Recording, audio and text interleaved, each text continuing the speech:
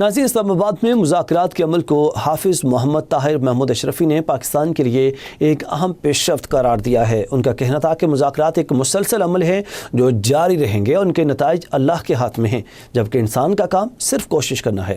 قیادت نے پہلے جنگ بندی کو یقینی بنایا اور پھر مذاکرات کا راستہ اپنایا جو دانشمندانہ حکمت عملی کی عکاسی کرتا ہے۔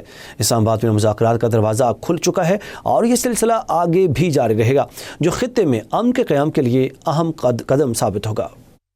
بعض دوست کہتے ہیں کہ مذاکرات کامیاب نہیں ہوئے۔ میں ان سے کہنا چاہتا ہوں، انسان کا کام محنت کرنا ہے۔ ہم نے اپنا جو کام تھا وہ کر دیا، نتیجہ اللہ تبارک و تعالیٰ کے ہاتھ میں ہے۔ جو اللہ پر توکل کرتا ہے اللہ اس کے لیے کافی ہوتا ہے۔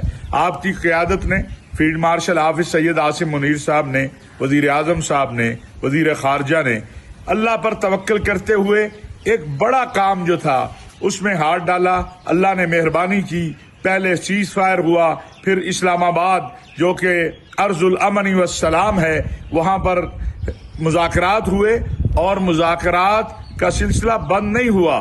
جب بھی تاریخ یہ بات لکھے گی کہ مذاکرات کا عمل، تو کہے گی کہ مذاکرات کا دروازہ اسلام آباد میں کھلا۔